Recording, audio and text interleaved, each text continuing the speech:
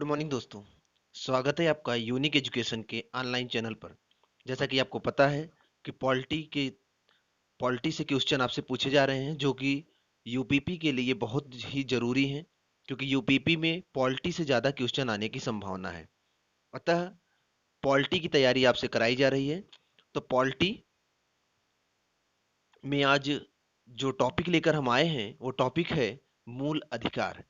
मूल अधिकार से 10 क्वेश्चंस हैं, हालांकि वीडियो छोटा है। 10 क्वेश्चन है, आशा करते हैं कि आप सब के सब सही करेंगे। अगर आप अभी टेस्ट देने जा रहे हैं और अगर आप मूल अधिकार एक बार बहुत पहले पढ़ चुके हैं, तो आप एक बार किताब खोलकर अच्छे से एक बार रिवीजन कर लीजिए, कॉपी में या फिर किताब में जहां भी आपने नोट्स बनाया है आप एक बार रिवीजन कर लीजिए।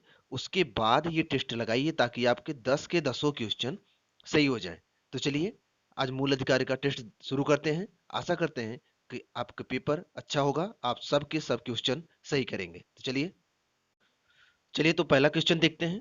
आशा करते हैं आपको सही आंसर आएगा सब के सब।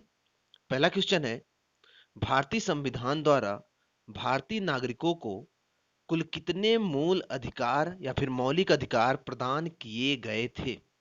क्वेश्चन ध्यान से सुनिए। भारतीय संविधान द्वारा भारतीय नागरिकों को कुल कितने मौलिक अधिकार प्रदान किए गए थे? 5, 6, 7, 8। सोचिए क्या आंसर हो सकता है। चलिए हम आपको आंसर बताते हैं। यहां पर ऑप्शन सी सही है। ऑप्शन सी सही है। कुल 7 मूल अधिकार प्रदान किए गए थे। भारतीय संविधान द्वारा भारतीय नागरिकों को कुल 7 मूल अधिकार प्रदान किए गए थे। याद रखना, वर्तमान में कितने हैं? 6 हैं। एक हटाया गया, कौन? संपत्ति का जो अधिकार था, मूल अधिकार, उसे हटा दिया गया है। कब हटाया गया है ये नहीं बताएंगे क्योंकि आगे इस पर क्वेश्चन है। तो अभी कितने हैं? 6 हैं। शुरू में कितने दिए गए थे? 7 थे। तो जो अभी 6 हैं उनको जान लीजिए। पहला है समता का अधिकार, अनुच्छेद 14 से 18 के बीच में। दूसरा है स्वतंत्रता का अधिकार, अनुच्छेद 19 से 22 के बीच में। तीसरा है शोषण के विरुद्ध अधिकार, अनुच्छेद 23-24 के बीच में। धा चौथा है धार्मिक स्वतंत्रता का अधिकार, अनुच्छेद 25 से 28 के बीच में। पांचवा है संस्कृत और शिक्षा का अधिकार, अनुच्छेद 29-30 के बीच में। और छठवां है संवैधानिक उपचारों का अधिकार, अनुच्छेद 32 में। तो यहाँ पर जो क्वेश्चन पूछा गया था कितने दिए गए थे, वर्तमान में पूछा नहीं गया कितने हैं। अगर क्वेश्चन ध्यान से पढ़िएगा, जब भी पेपर में आए कि वर्तमान में कितने मूल अधिकार हैं, तब तो आंसर 6 होगा। लेकिन अगर पूछे कितने दिए गए थे, तब आंसर 7 होगा। तो यहाँ थे पूछा था, शुरू में कितने दिए गए थे, तो 7। तो आंसर सी सही है, मतलब ऑप्शन सी। 7 मूल अधिकार दिए गए थे, एक मूल अधिकार हटा दिया गया था जिसे बोला जाता है संपत्ति का अधिकार। चलते हैं नेक्स्ट क्वेश्चन पर। चलिए अगला क्वेश्चन देखते हैं। अगला क्वेश्चन है, भारतीय संविधान के किस अनुच्छेद में संवैधानिक उपचारों का अधिकार दिया गया है? सोचिए किस अनुच्छेद में है। ऑप्शन है अनुच्छेद 30, 31, 32, 35। किस अनुच्छेद में है सोचिए।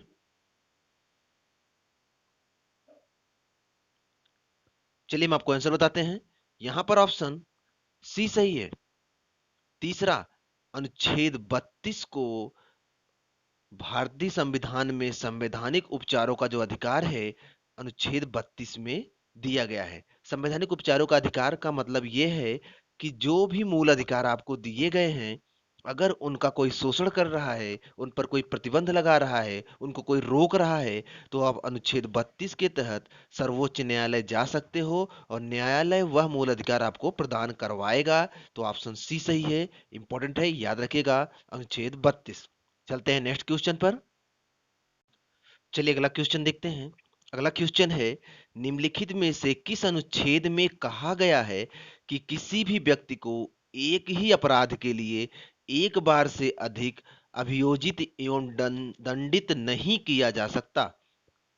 एक अपराध के लिए एक ही बार सजा दी जा सकती है, यह किस अनुच्छेद में कहा गया है? अनुच्छेद 20, अनुच्छेद 21, अनुच्छेद 22, अनुच्छेद 17। सोचिए किस अनुच्छेद में यह प्रावधान किया गया है मूल अधिकारों के।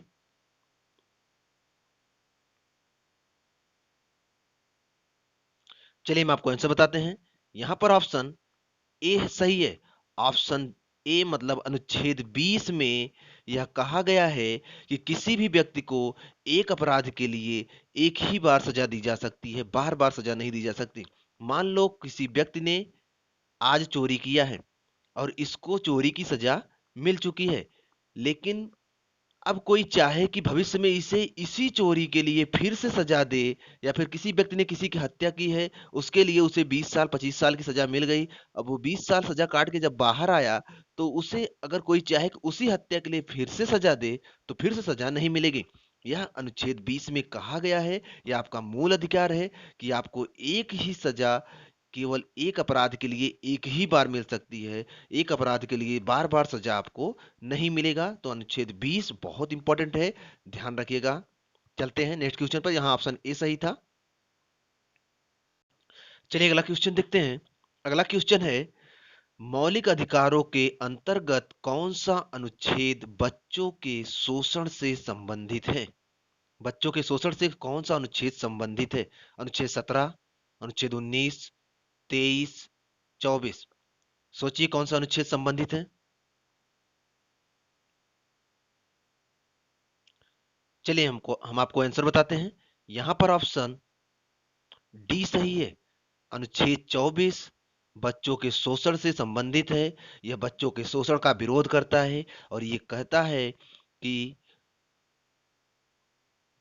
एक मिनट, यह कहता है कि 14 वर्ष से कम उम्र के बच्चों को आप कारखानों में कार्य नहीं करा सकते, यह उनका मूल अधिकार है। अतः यह बच्चों के शोषण और भी किसी प्रकार का शारीरिक मानसिक शोषण आप कर रहे हो तो उन सब का प्रतिरोध करता है अनुच्छेद 24। ये बच्चों से रिलेटेड है, आपको पता होना चाहिए, बहुत इंपॉर्टेंट है। चलिए चलते हैं नेक्स्ट क्वेश्चन पर। चलिए नेक्स्ट क्वेश्चन देखते हैं। अगला क्वेश्चन है, भारत के संविधान को निम्नलिखित में से कौन सा अनुच्छेद प्रेस की स्वतंत्रता से संबंधित है? कुल मिला के केवल ये पूछा जा रहा है कि संविधान में कौन, मूल अधिकारों में ऐसा कौन सा अनुच्छेद है जो प्रेस मतलब मीडिया की स्वतंत्रता से संबंधित है? 19, 20, 21, 22। आप इसे पढ़े होंगे, आपको पता होगा। सोचिए कौन सा अनुच्छेद है जो प्रेस की स्वतंत्रता से संबंधित है। चलिए हम आपको आंसर बताते हैं। यहां पर ऑप्शन ए सही है। अनुच्छेद 19, अनुच्छेद 19 प्रेस की स्वतंत्रता से संबंधित है। इसके अलावा अनुच्छेद 19 में 6 और मूल अधिकार दिए गए हैं। इसमें ही अनुच्छेद 19 ए में, एक में जिसे बोलते हैं प्रेस की स्वतंत्रता मतलब अभिव्यक्ति की स्वतंत्रता का अधिकार है। हर व्यक्ति को, चाहे वो प्रेस हो, मीडिया हो या फिर कोई भी व्यक्ति हो, सबको अपनी बात रखने का अधिकार है। वह स्वतंत्र है, वह खुलकर अपनी बात कहीं भी रख सकता है, उसको रोका नहीं जा सकता। अभिव्यक्ति की स्वतंत्रता ही अनुच्छेद 19 में है, उसी के तहत प्रेस की स्वतंत्रता भी रखी गई है। तो ऑप्शन ए सही है। इंपॉर्टेंट है, बहुत इंपॉर्टेंट है, इसको याद रखिएगा। अनुच्छेद 19 प्रेस की स्वतंत्रता या फिर अभिव्यक्ति की स्वतंत्रता। चलते हैं नेक्स्ट क्वेश्चन पर। चलिए अगला क्वेश्चन देखते हैं। बहुत इंपॉर्टेंट क्वेश्चन है, कई बार ये पेपर में आ भी। चलिए अगला क्वेश्चन देखते हैं। अगला क्वेश्चन है, ये बहुत ही इंपॉर्टेंट क्वेश्चन है, कई बार पेपर में आ चुका है, इसलिए आपको ये जानना बहुत जरूरी है और बहुत बार पेपर में आया है, इसलिए ये काफी इंपॉर्टेंट है और आपको इसका आंसर पता होना चाहिए। क्वेश्चन है, संपत्ति के मूल अधिकार को किस संवैधानिक संशोधन के द्वारा समाप्त कर दिया गया मतलब हटा दिया गया है? 42वां संविधान संशोधन, 44वां संविधान संशोधन, 45वां संविधान संशोधन, 52वां संविधान संशोधन। सोचिए किस संशोधन के द्वारा इसे हटाया गया। चलिए हम आपको आंसर बताते हैं। यहां पर ऑप्शन बी सही है। 44वां संविधान संशोधन के द्वारा इसे मूल अधिकार से हटाकर एक विधिक अधिकार बनाया गया और अनुच्छेद 300 ए में इसे रख दिया गया है। अब ये मूल अधिकार ना होकर विधिक अधिकार है और किस अनुच्छेद में है? 300 ए में, पहली बात। और दूसरी बात, इससे जो क्वेश्चन एक पीसीएस में आया था वो ये आया था कि 44वां संविधान संशोधन जब हुआ था तो उस समय प्रधानमंत्री कौन था? तो पहले आपको ये पता होना चाहिए कि 44वां संविधान संशोधन हुआ कब था। तो ये हुआ था 1978 में और 42वां संविधान संशोधन हुआ था 1976 में। कुछ पता हो या ना पता हो, ये दोनों का सन आपको पता होना चाहिए, बहुत इंपॉर्टेंट है। और एक चीज, 42वां संविधान संशोधन में इतने संशोधन हुए हैं कि इसे एक छोटा संविधान या लघु संविधान भी कहा जाता है, 42वां संविधान संशोधन को। तो क्वेश्चन ये था कि 44वां संविधान संशोधन जब हुआ था तो उस समय प्रधानमंत्री कौन था? तो उस समय प्रधानमंत्री मोरारजी देसाई थे 1978 में, जबकि 42वां संविधान संशोधन किसके समय में हुआ था? 1976 में इंदिरा गांधी प्रधानमंत्री थी। तो यहाँ पर ऑप्शन बी सही है। इंपॉर्टेंट है, काफी इंपॉर्टेंट है, आपको याद होना चाहिए, हमेशा याद होना चाहिए, पेपर में यहाँ से क्वेश्चन बहुत आते हैं। चलते हैं नेक्स्ट क्वेश्चन पर। चलिए अगला क्वेश्चन देखते हैं। अगला क्वेश्चन है, भारतीय संविधान के अनुसार निम्न में से कौन सा मूल अधिकार नहीं है? नहीं है, ध्यान दीजिएगा, नहीं है। पहला ऑप्शन है शिक्षा का अधिकार, दूसरा ऑप्शन सूचना का अधिकार, तीसरा भाषण का अधिकार और चौथा जीवन का अधिकार। कौन सा मूल अधिकार नहीं है? सोचिए। चलिए हम आपको आंसर बताते हैं। यहां पर ऑप्शन बी सही है। सूचना का अधिकार मूल अधिकार नहीं है। सूचना का अधिकार एक विधिक अधिकार है और इसे एक विधि द्वारा 2005 में लागू किया गया है। सूचना का अधिकार मूल अधिकार में नहीं आता है। सूचना का अधिकार क्या है ये जान लीजिए। कोई सरकारी योजना या फिर प्रधान गांव में क्या क्या काम किए हैं, कितना पैसा पास करवाए हैं, किस चीज के लिए, इन सब की सूचना आप अगर चाहते हो तो लिखित दस्तावेज भेजकर इन सब की सूचना प्राप्त कर सकते हो। हर अधिकारी के बारे में सूचना आप प्राप्त कर सकते हो। यह सूचना का अधिकार 2005 के द्वारा मान्यता दिया गया है। तो पहली बात जो बार बार क्वेश्चन आया है कि सूचना का अधिकार कब से लागू है, तो 2005 से लागू है। दूसरी बात, यह मूल अधिकार नहीं है, ये भी इंपॉर्टेंट है। और तीसरी बात, विभिन्न कार्यकारियों को अधिकारी जो हैं, आप उनकी संपत्ति के बारे में या फिर उनके बारे में सूचना प्राप्त कर सकते हो, इसमें कोई मना नहीं कर सकता। तो सूचना का अधिकार मूल अधिकार नहीं है, तो ऑप्शन बी सही है। चलते हैं नेक्स्ट क्वेश्चन पर। चलिए अगला क्वेश्चन देखते हैं, ये भी इंपॉर्टेंट है। किसी कैदी को न्यायालय के समक्ष प्रस्तुत करवाने के लिए किस रिट को जारी किया जाता है या फिर किस रिट की आवश्यकता होती है? सोचिए। ऑप्शन है परमादेश, बंदी प्रत्यक्षीकरण, अधिकार परीक्षा, उत्प्रेषण। सोचिए कौन सा रिट जारी किया जाता है। चलिए हम आपको आंसर बताते हैं। यहां पर ऑप्शन बी सही है, बंदी प्रत्यक्षीकरण। किसी भी कैदी को न्यायालय के समक्ष प्रस्तुत करने के लिए बंदी प्रत्यक्षीकरण का रिट जारी किया जाता है। जैसे मान लो यह कोई व्यक्ति है, इसको गलत तरीके से गिरफ्तार कर लिया गया है और इसे थाने में रखा गया है। तो यह न्यायालय द्वारा या फिर एक मिनट, संवैधानिक उपचारों के अधिकार के तहत न्यायालय के द्वारा यह रिट जारी किया जाता है कि जिसको आपने गिरफ्तार किया है, आने जाने का समय छोड़कर 24 घंटे के अंदर उसे न्यायालय में आप उपस्थित करवाओ, बंदी को प्रत्यक्ष कराओ। तो बंदी प्रत्यक्षीकरण किसी कैदी को न्यायालय के समक्ष प्रस्तुत कराने वाली रिट है। ऑप्शन बी सही है, याद रखिएगा। चलते हैं नेक्स्ट क्वेश्चन पर। अगला क्वेश्चन देखते हैं, थोड़ा सा टफ हो सकता है आपके लिए, लेकिन आशा करते हैं सही आंसर देंगे। भारतीय नागरिकों के मौलिक अधिकारों के युक्त युक्त प्रतिबंधों को आरोपित करने की शक्ति किसके पास है? यूपी पुलिस का क्वेश्चन है, ध्यान दीजिएगा। उच्चतम न्यायालय, संसद, राष्ट्रपति, इनमें से कोई नहीं। सोचिए।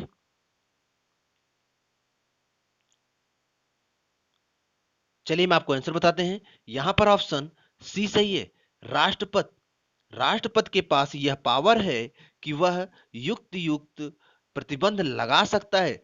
हमने आपको, आप इसे पढ़े होंगे और आपको जब पढ़ाया गया होगा तब भी आपको पेपर में बताया गया होगा कि जब कभी अ, वैसे तो मूल अधिकार निरस्त नहीं होते, लेकिन जब कभी राष्ट्रीय आपातकाल या फिर राष्ट्रपति शासन लगता है, राष्ट्रीय आपातकाल जो राष्ट्रपति द्वारा लगाया जाता है, तो राष्ट्रीय आपातकाल के दौरान प्रधानमंत्री के द्वारा लगाया जाता है राष्ट्रपति के नाम पर। तो राष्ट्रीय आपातकाल के दौरान मूल अधिकार निलंबित हो जाते हैं, मूल अधिकार रोक दिए जाते हैं। तो ऑप्शन सी सही है, राष्ट्रपति के द्वारा। तो ऑप्शन सी सही है। चलते हैं नेक्स्ट क्वेश्चन पर। चलिए अगला क्वेश्चन देखते हैं और अंतिम क्वेश्चन है। भारतीय संविधान का कौन सा अनुच्छेद व्यक्ति के विदेश यात्रा के अधिकार को संरक्षण प्रदान करता है? सोचिए कौन सा अनुच्छेद है? 14, 19, 21, इनमें से कोई नहीं। सोचिए कौन सा अनुच्छेद है। चलिए हम आपको आंसर बताते हैं। यहां पर ऑप्शन सी सही है। अनुच्छेद 21 विदेश जाने की स्वतंत्रता है। यह मेनका गांधी बनाम भारत संघ से संबंधित है। मेनका गांधी ने इस मुद्दे को उठाया था कि विदेश जाने का अधिकार नागरिकों का मूल अधिकार है, उसे छीना नहीं जाना चाहिए अगर वह अपराधी ना हो तो ऑप्शन सी सही है। विदेश जाने का अधिकार अनुच्छेद 21 में है और आपका ये मूल अधिकार है। इस तरह 10 क्वेश्चन कंप्लीट होते हैं। आशा करते हैं कि आपके ज्यादा से ज्यादा क्वेश्चन सही होंगे। आपका जितना सही है कमेंट बॉक्स में जरूर बताइएगा और पढ़ते रहिए। अगर यूपीपी के गंभीर विद्यार्थी हैं तो आप इस चैनल को सब्सक्राइब कर लीजिए। इस पे आपको टेस्ट सीरीज भी कराए जाएंगे, आपकी अच्छी तैयारी हो सकती है और आने वाले पेपर के लिए आप अच्छे से तैयार भी हो सकते हैं। मिलते हैं नेक्स्ट वीडियो में, तब तक आप पढ़ते रहिए।